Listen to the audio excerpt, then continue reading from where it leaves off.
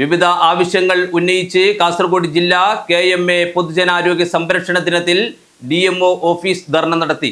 Central working committee member doctor B Narayanan Naik dharna ഉദ്ഘാടനം ചെയ്തു.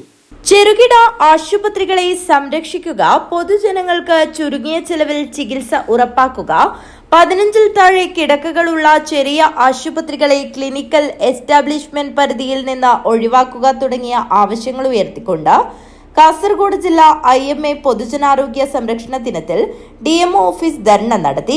Central working committee member doctor B Narayanan Naik dharna ഉദ്ഘാടനം ചെയ്തു.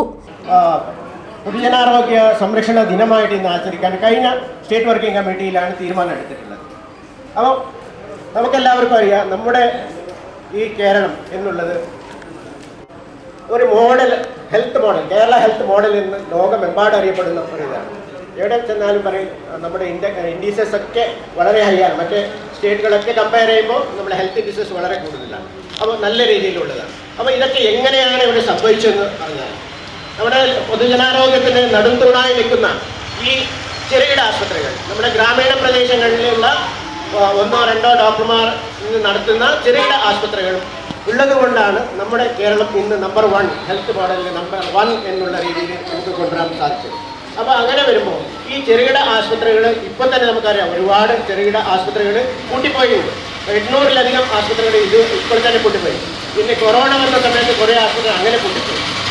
ഇനിയും ഈ പൊതുജനാരോഗ്യത്തിന് ഈ ബില്ല്, ക്ലിനിക്കൽ എസ്റ്റാബ്ലിഷ്മെന്റ് ബില്ല് കൂടി വരുമ്പോൾ അതിനുള്ള ഈ ചെറിയ ആശുപത്രികളെ വേസ്റ്റ് ആയിട്ടുള്ള കാര്യങ്ങൾ കൂടി ആവുമ്പോഴത്തേക്ക് ഇനിയും കുറേ ആശുപത്രികൾ കൂട്ടിപ്പോകാനുള്ള സാധ്യതയുണ്ട്. നമ്മുടെ നാട്ടിലുള്ള ഏകദേശം ഒരു 40% ആൾക്കാരും ഈ ചെറിയ ആശുപത്രികളെ ആശ്രയിച്ചാണുള്ളത്. ഏറ്റവും പാവപ്പെട്ടവന് ഗവൺമെൻറ് ആശുപത്രികളിൽ പോവാം, ഏറ്റവും പൈസ ഉള്ളവന് അല്ലെങ്കിൽ ഇൻഷുറൻസ് കവറേജ് ഉള്ളവന് വേണമെങ്കിൽ കോർപ്പറേറ്റ് ആശുപത്രികളിലേക്ക് പോവാം.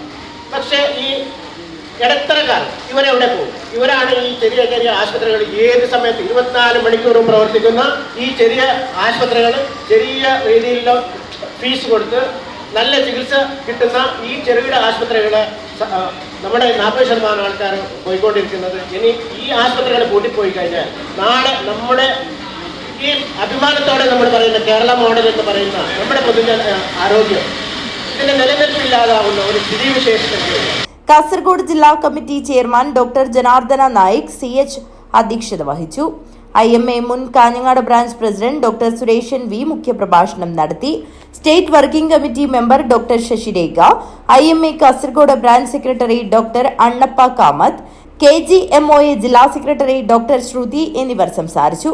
Kasaragod branch president doctor Rekha Rai, vice president doctor Jamal Ahmed, Kanhangad branch secretary doctor Jeeja NP, treasurer doctor Vijayalakshmi, central working committee member doctor Deepika Kishore, മുൻ Kanhangad branch president doctor Sasidhar Rao തുടങ്ങിയവർ നേതൃത്വം നൽകി.